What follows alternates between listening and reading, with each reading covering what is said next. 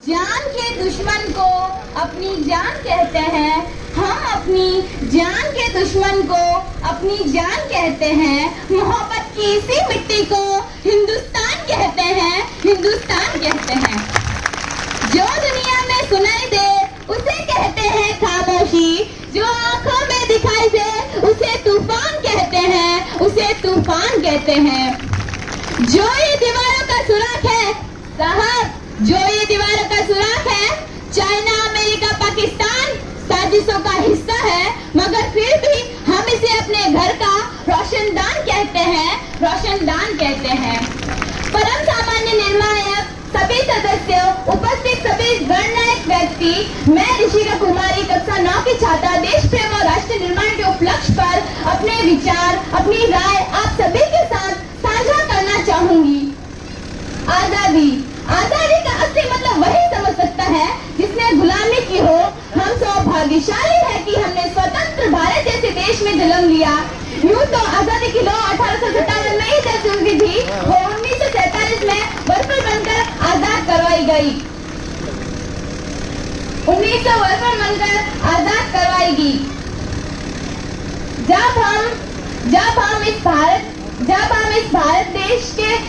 जब हम भारत देश को देखते हैं तो एक नया उजियारा दिखता है। जब हम भारत देश को देखते हैं तब एक नया उजियारा दिखता है।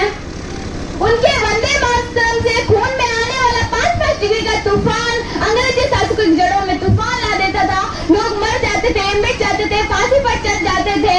वो तो अपनी देशभक्ति साबित कर रहे होते थे, वो तो अपनी देशभक्ति साबित कर रहे होते थे। उसके बाद अपना सुहाग गवा देने वाली औरतें जब घर के हालात ऐसा देखा करती थी तब कहती थी कि प्यार भी भरपूर गया, मांग का सिंदूर गया, नन्हे नन्हियों की लंगोटियां चली गई, छोटे छोटे बेटियों की चोटियां चली गई, भाई की पढ़ाई गई, ऐसा विस्फोट हुआ पता ही नहीं चला, पूरे जिस्म की सारी बोटियां चली गई। आपके लिए तो दांत में मरा है साहब, मेरे घर की तो रोटियां चली गई, मेरे घर की तो रोटियां चली गई। वाले हालात पैदा होने के बावजूद भी एक माँ अपने बेटे को सरहद पर दुश्मनों की धज्जियां उड़ाने के लिए भेजा करती थी और उसे पत्र लिखकर भेजा करती थी। अम्मा ने पत्र लिखा है बड़े चाव से, पुत्र मेरे ने घबरा जाना, एक इंच भी पीछे न हटना, चाहे एक इंच कर जाना, चाहे एक इंच कर जाना।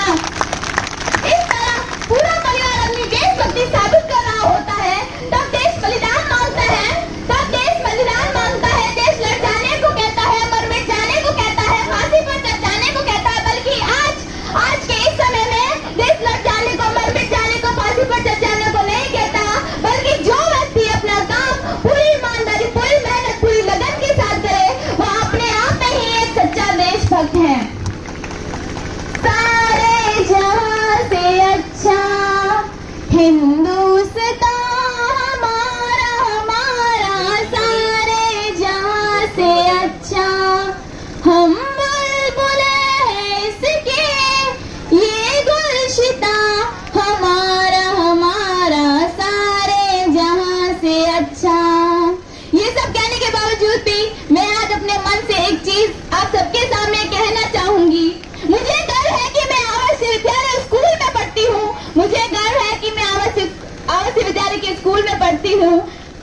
जब मैं अपना घर छोड़ के आवासीय स्कूल में आई, जब मैं अपना घर छोड़ के आवासीय स्कूल में आए, मम्मी जैसी मुझे कुमकुम मैम मिली, मम्मी जैसी मुझे कुमकुम मैम मिली। और हमारे जो टीचर्स हैं शंकराराम जी सर, राकेश जी सर, उनके जैसे मुझे अपने पिता मिले। मैं बहुत खुशनसीब हूँ कि मैं आवासीय विद्यालय स्कूल में पढ़ती हूँ, आवासीय विद्यालय स्कूल में पढ़ती हूँ।